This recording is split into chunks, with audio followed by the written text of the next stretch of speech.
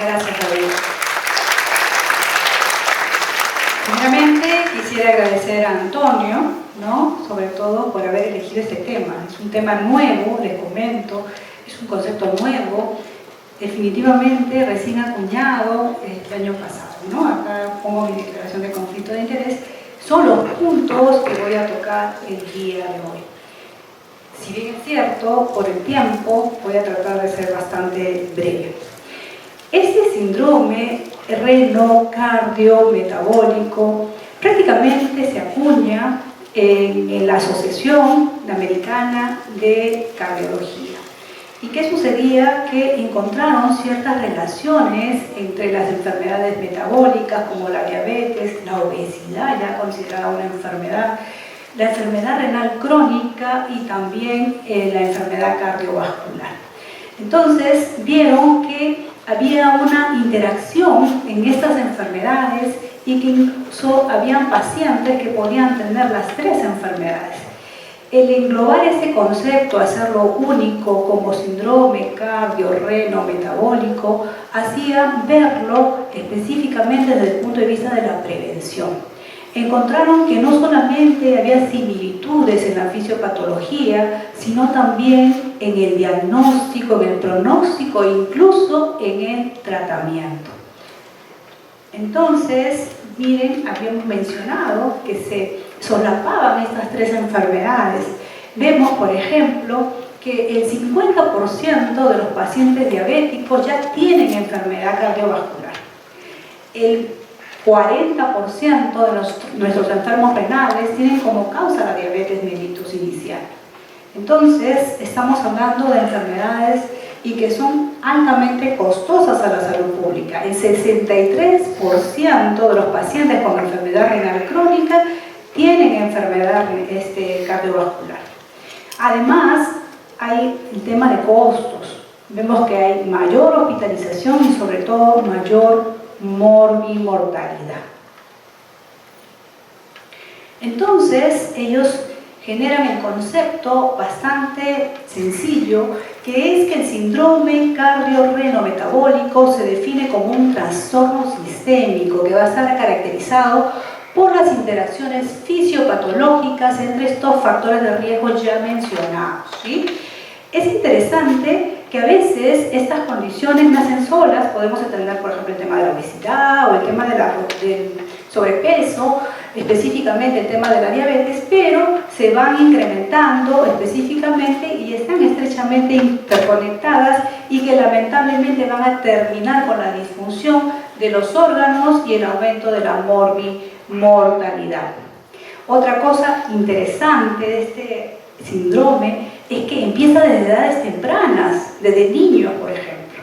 Entonces, eso hace posible ver este enfoque global, nos ayuda a trabajar el tema de la prevención, romper ese ciclo vicioso que tenemos específicamente con el tema de la obesidad. El riesgo de desarrollar el síndrome cardio-reno-metabólico y sus resultados adversos también están relacionados con temas de salud pública, ¿no? Es decir, cuando hay condiciones desfavorables, por ejemplo, un inadecuado estilo de vida, la falta de autocuidado, malas políticas sanitarias, la situación económica y los factores medioambientales, problemas que tenemos en el día a día en nuestro país y, por qué no decirlo, en Latinoamérica. El otro tema específicamente es ver cómo se genera ese tema del síndrome cardio-reno-metabólico. Todo empieza con una excesiva adiposidad, un excesivo tejido adiposo. O también, de repente no hay un tejido adiposo excesivo, pero podríamos tener un tejido disfuncional, adiposo disfuncional. ¿Qué va a pasar eso? Principalmente, ¿qué es lo que va a producir? Va a producir inflamación, va a producir estrés oxidativo, va a producir resistencia a la insulina y también, ¿por qué no decirlo?, una disfunción cardiovascular, vascular inicialmente, ¿no? Todo ello, al final, vamos a tener enfermedades como ¿qué? Como la hipertensión arterial, la dislipidemia, ¿no?, el tema del síndrome metabólico en sí y sobre todo la diabetes. Y vemos en esta fisiopatología que finalmente este tejido, ¿no?, va a alterar órganos como por ejemplo el corazón, va a producir aterosclerosis, remodelación miocárdica, fibrosis, disfunción cardíaca, también a nivel renal, ¿no?, vamos a tener glomerulosclerosis, fibrosis tubulointersticial y la famosa enfermedad renal crónica. También se ha visto que este tejido podemos encontrarlo a nivel hepático, lo que puede conllevar pues al famoso Massenil, ¿no? Entonces, se basa el problema en la obesidad. Ustedes supieran cuántos obesos estamos acá en el Perú, en Latinoamérica. Entonces, ¿qué pasa con la obesidad? Yo creo que vemos pues que... Perdón.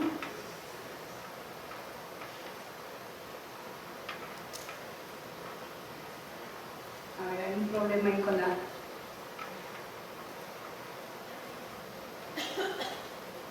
A ver, por favor, que me ayuden. Muy bien, el tema de específicamente, el tema de, para ver este problema, los autores, específicamente la Asociación Americana de Cardiología, estableció un consenso y clasificó este síndrome cardiorreno-metabólico específicamente en 5 estadios. El estadio 0 es el estadio inicial, es el estadio ideal, es cuando tenemos pues buenas condiciones de peso, buenas condiciones específicamente de presión arterial, no tenemos triglicéridos y recomiendan acá que sigamos una vida saludable. Luego viene el estadio 1. El estadio 1, como dice la figura, hay un cuadro de adiposidad excesiva o disfuncional. Acá vamos a tener, por ejemplo, a considerar en este diagnóstico de este estadio 2 un IMC mayor de 25. ¿Quién no tiene un IMC mayor de 25? Hay que ponernos a pensar. Un IMC mayor de 25, un contorno de cintura mayor de 88 en mujeres, mayor de específicamente 102 en varones. También van a considerar en este estadio 2 de este síndrome las hiperglicemias, ¿sí? Y en este caso, ¿qué recomiendan? Recomiendan bajar de peso un aproximado de 5%, además de controlar las glicemias. Luego va a venir el estadio 2. En este estadio 2 de este síndrome cardiorreno-metabólico vamos a tener ya factores de riesgo establecidos y enfermedad renal crónica. Aquí llamamos factores de riesgo, además de los mencionados como la obesidad, el aumento de la cintura abdominal, vamos a tener hipertrigliceridemia, vamos a tener, ¿qué más? Vamos a tener específicamente hipertensión y ya no vamos a tener hiperglicemia, ya acá va a ser diagnosticado un cuadro de diabetes mellitus. En este caso, los autores consideran ya tratamiento tanto de la enfermedad renal crónica con las nuevas drogas que ya vamos a ver luego y el tratamiento de la obesidad, ¿sí? Y luego viene el estadio 3, donde ya hay un diagnóstico, una enfermedad cardiovascular. Si bien es cierto, es una enfermedad subclínica, no es muy clara, no vamos a tener sintomatología, pero si hacemos un adecuado tamizaje, podemos encontrar, pues, de repente, algún parámetro, sobre todo cuando hacemos, por ejemplo, el ProBNP, el tema del ecocardio, y en este caso también indican tratamiento. O sea, el tratamiento de la enfermedad renal y el tratamiento de la enfermedad cardiovascular en este caso. Acá en este estadio 3 también vamos a tener enfermedad renal crónica según los estadios de enfermedad renal, según la CADIGO, en un estadio prácticamente 3 y 4.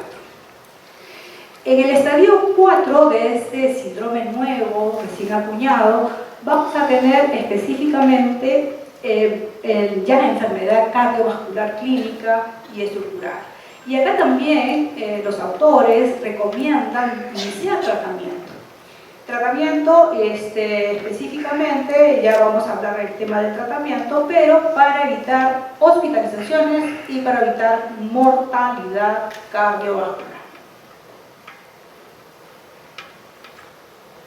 Entonces es importante que hagamos pues acuérdense que hablar de una enfermedad es un síndrome que se va dando en el tiempo, se va acumulando, entonces la idea es la prevención, ¿no? Entonces hay que identificar de forma precoz el sobrepeso, o sea, el protagonista de este síndrome empieza con el sobrepeso.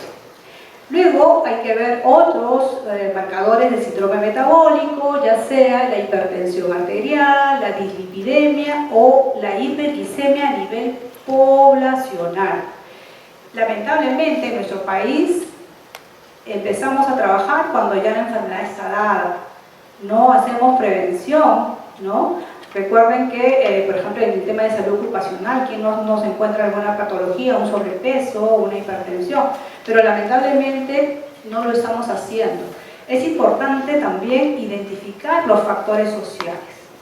Hay mucho de juego con respecto a los factores sociales, una dieta saludable desde los colegios, ¿sí? Además, vamos a ver que es necesario que hagan pruebas, ¿no?, que sean pues fidedignas y sobre todo que puedan ser realizables a nivel de la población, ¿no? Yo tengo entendido que con respecto a la enfermedad renal, sabemos pues que todos los pacientes diabéticos se les hace pues los famosos diagnósticos de albúmina en orina, ¿no? Pero ¿por qué no empezar desde el tema de la obesidad, ¿no? Muy bien, entonces también hay otro tipo de tamizajes ya en pacientes mayores de 21 años, pero en niños también existe el problema. ¿Cuáles son estos tamizajes? Obviamente primero ver si tiene algún factor determinante en cuanto a determinantes sociales, ¿no? Por ejemplo, problemas económicos, problemas alimenticios, problemas familiares, etcétera, etcétera. Luego vamos a ver el IMC de este adolescente, específicamente también en su cintura a nivel del perímetro abdominal. También hay que hacer un tamizaje específicamente con el tema de hipertensión arterial, triglicéridos y otros elementos. Sobre todo dependiendo, pues si vamos encontrando algunos criterios, ya los controles van a ser mucho más cercanos dependiendo del estadiaje que yo le haga al momento de la evaluación. Por eso es importante la evaluación, porque nos da una visión global y nos permite tratar y trabajar mucho antes de que ocurra el problema, ¿no? También hay un tamizaje de la fibrosis avanzada, ¿no? Que vemos pues relacionada con el Masaltí. Luego también el cociente albúmino-creatinina, que ya habíamos mencionado, sobre todo para los pacientes diabéticos, y para el tema cardiovascular como tamizaje también, el score de calcificación coronaria, ¿no?, que nos ayudaría para evaluar riesgos, ¿no? Entonces, cuando hablamos de prevención, hay un tema interesante porque esta Asociación Americana del Corazón hablaba específicamente de que este concepto ya se trabajaba mucho antes y sobre todo desde la Sociedad de Endocrinología, donde ellos hacían hincapié a que más importancia a las glicemias en sangre en los pacientes diabéticos, hay que atacar la obesidad con tratamiento, incluso si es que no pudiera hacerse con estilos de vida saludables, ¿no? También es importante la educación y el apoyo en la implementación de vida saludable, en los colegios, en las universidades, ¿no? Somos un país donde poco se hace ejercicio, ¿no? Nuestra vía pública también vemos que no tenemos a veces la infraestructura adecuada para hacerlo, ¿no? Entonces, esta asociación, la AJA, recomienda 8 criterios importantes para una vida saludable, ¿no es cierto? ¿Qué cosa recomienda? Primero, la dieta, ¿no? Aumentar la actividad física, la no exposición a nicotina, mejorar la higiene del sueño, ¿no? Dormir tus 8 horas diarias, el índice de masa corporal mantenerlo en límites adecuados, el control de lípidos, glicemia y presión arterial.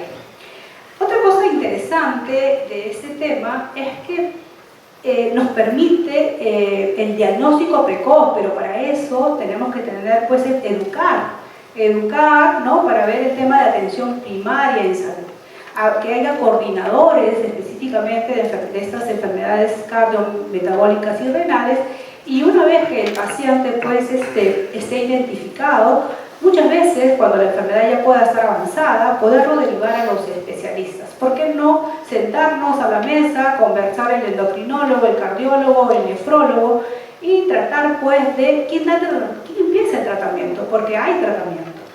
Lo empieza el cardiólogo, lo empieza el nefrólogo, lo empieza el médico internista, no lo sabemos, ¿sí? Hasta ahora no tenemos un concepto, y recordamos pues que es un concepto nuevo y que todavía está por trabajarse.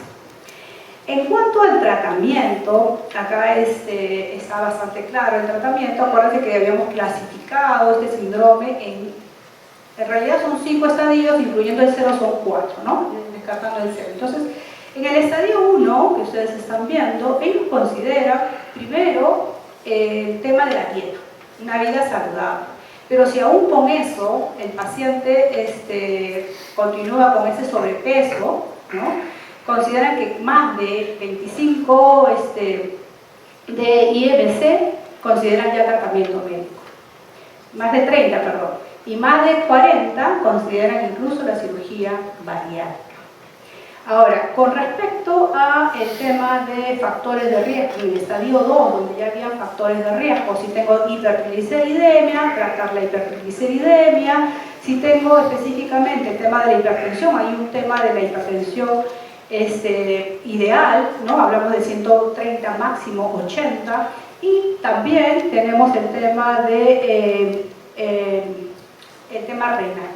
Cuando el paciente tiene microalbuminuria, ellos recomiendan un YECA y un ARA2, pero si ya hay un compromiso de la función renal, sea diabético o no diabético, recomiendan el tratamiento con el ISLGT2, ¿sí? Es decir, la canaglifosina, la empaglifosina o la dapaglifosina. Cuando tenemos un paciente diabético que tenga proteinuria, microalbuminuria, recomiendan los YECAS y ARA2.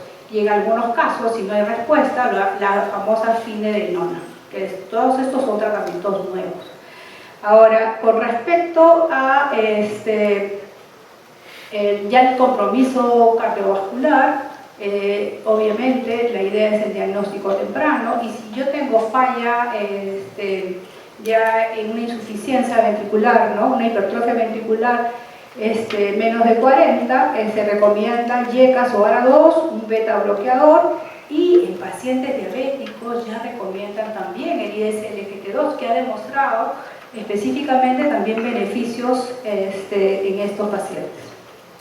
Y en el estadio 4, cuando ya pues tenemos una enfermedad vascular establecida, con factores de riesgo de muerte y mortalidad, también los parámetros van a ser más exigentes. Ellos recomiendan un IMC menos de 27. Si tiene más de 27, hay que iniciar tratamiento. Si tiene más de 35, hay que dar cirugía bariátrica. O sea, presionan más por esos factores de riesgo para que se mantengan en condiciones. Y el resto prácticamente es lo mismo a lo que habíamos mencionado con respecto al cuadro anterior. Entonces, miren, interesante, porque habíamos mencionado que había interconexiones entre este síndrome cardio-metabólico renal o cardio-reno-metabólico, desde la fisiopatología, desde el diagnóstico, desde el pronóstico y bien, también desde el tratamiento.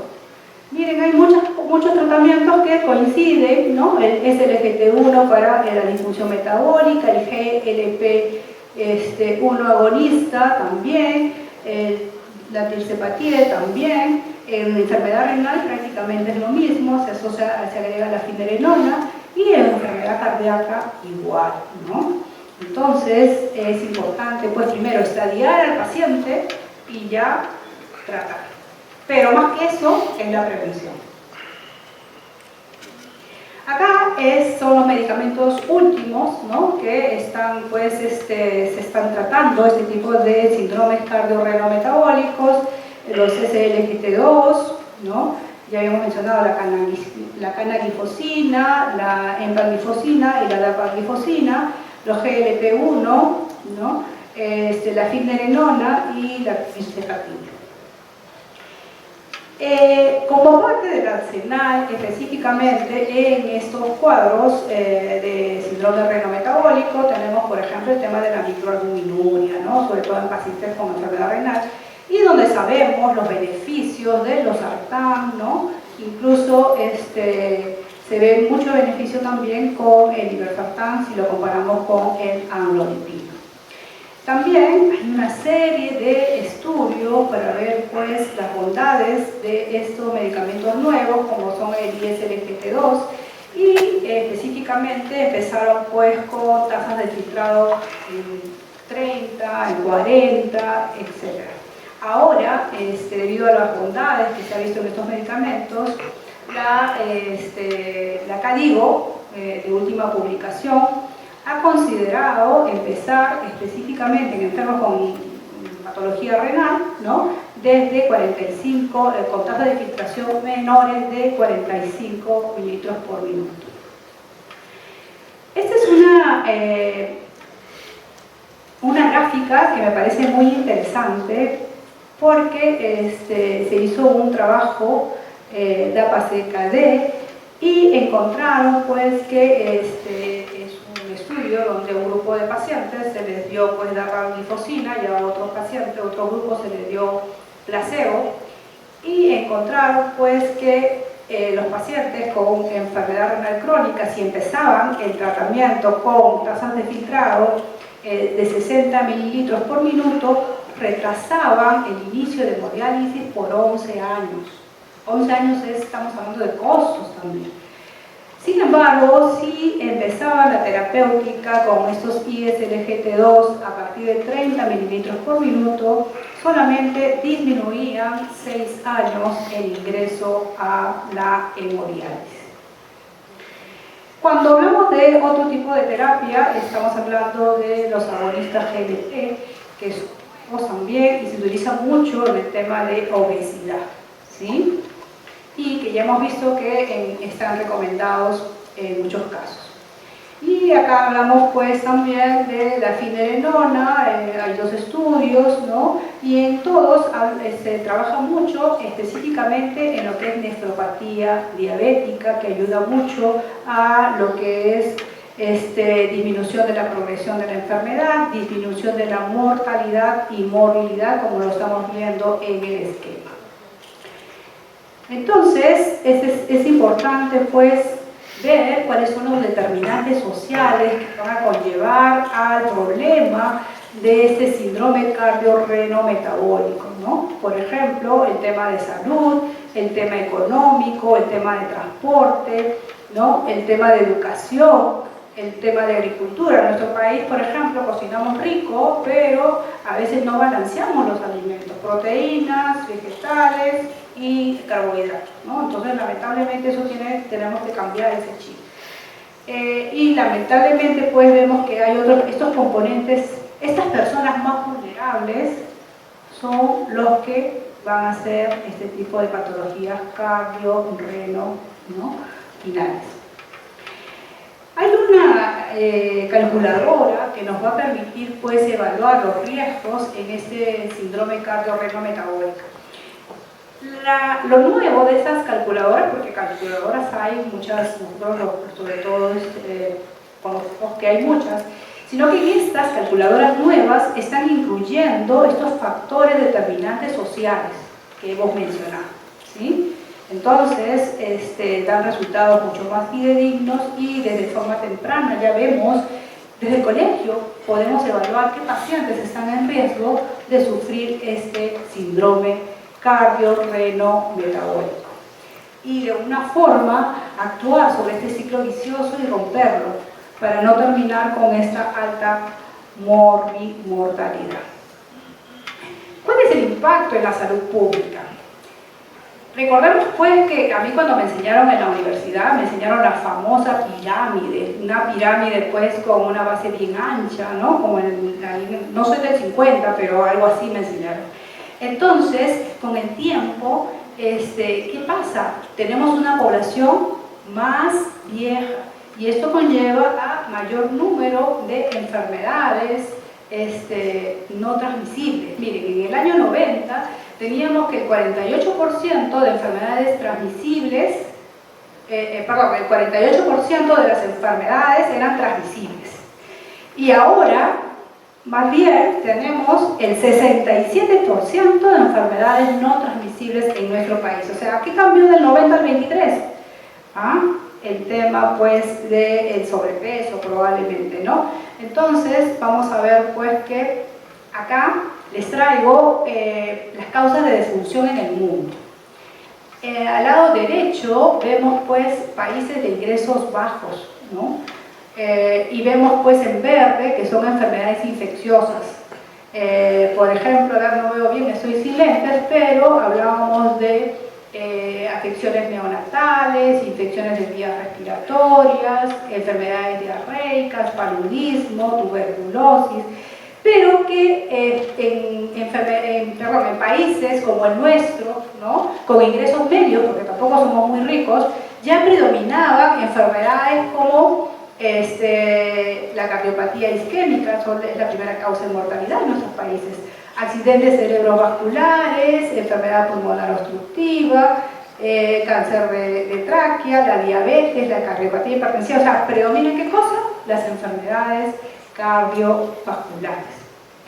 Entonces, hay datos interesantes obtenidos a nivel del INI. Imagínense que el 24% de nuestra población tiene obesidad, y yo creo que es más, pero bueno, nos quedamos con ese 24%, me parece que hay un subregistro.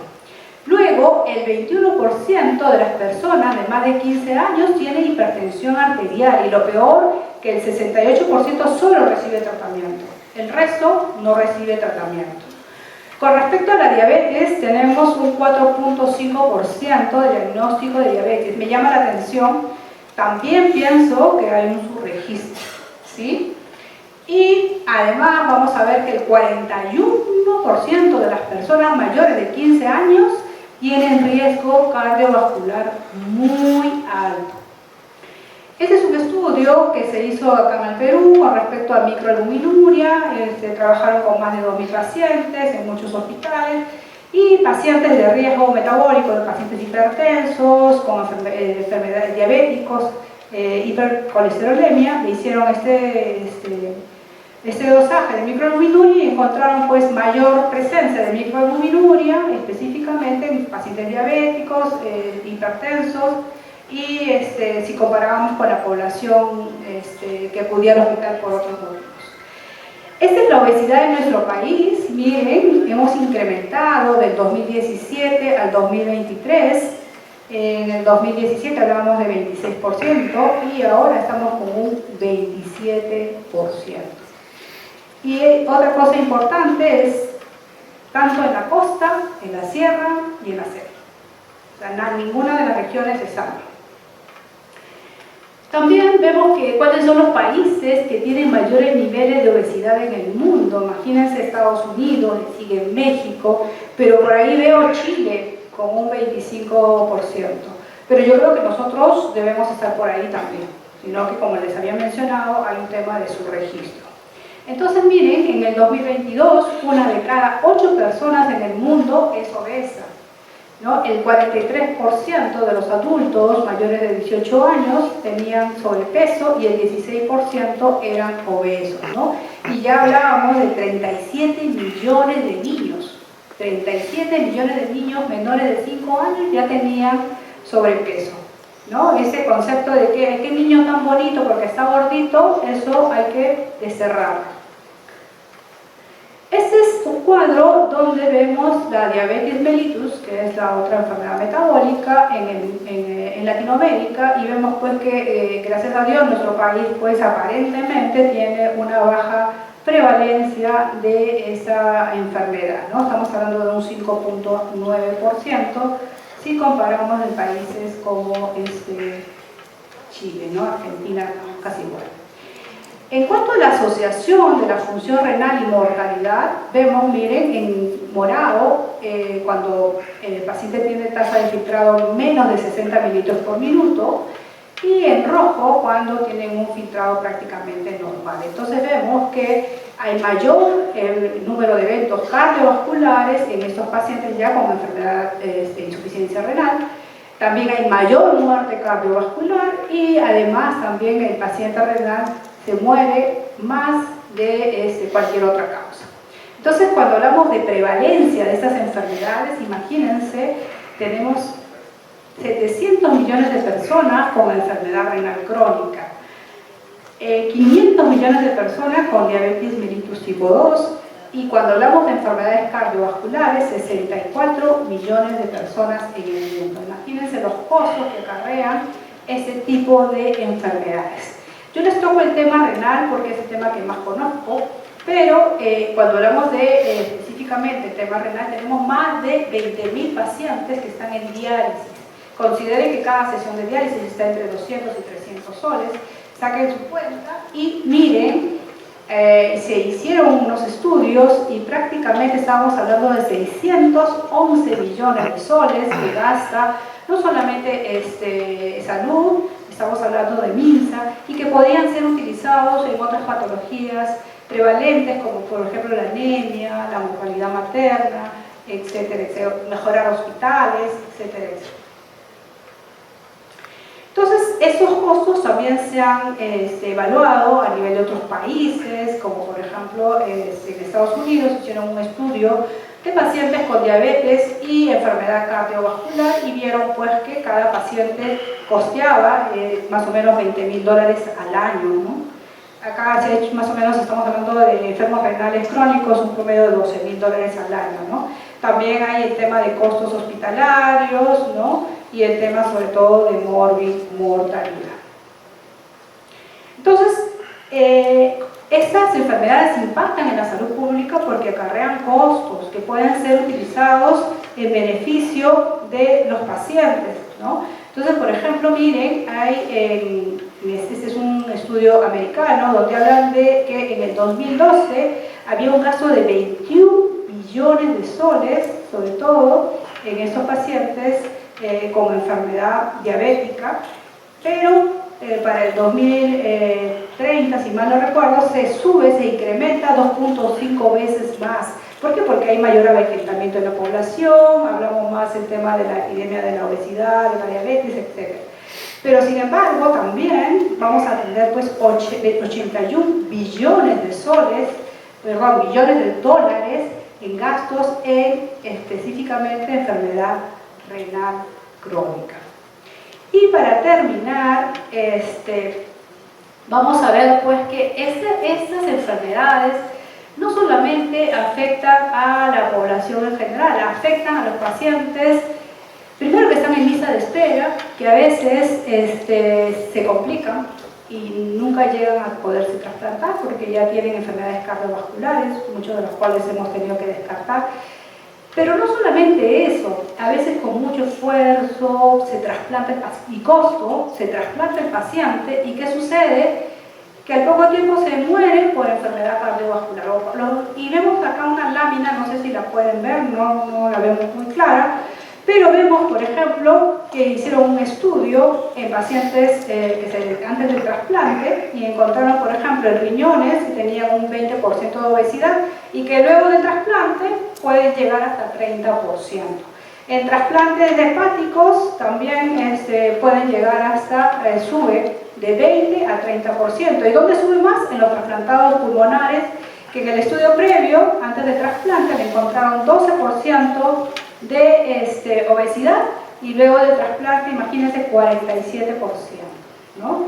Y también, por no decir el corazón, también del 17% pasa a 48%. Entonces, vemos que estas enfermedades metabólicas son enfermedades costosas y sobre todo el tema es que son prevenibles y las debemos atacar desde ahora, ¿no? En los colegios, en las universidades, en eventos como estos, ¿no? Donde no pasar por alto el tema del sobrepeso como algo natural, ¿sí? Y otra cosa también es importante que estos pacientes trasplantados, sobre todo, pasan de esos estados de caquexia cuando están a la falta de un órgano, pero que luego rápidamente se recuperan y más bien se van al otro extremo del sobrepeso.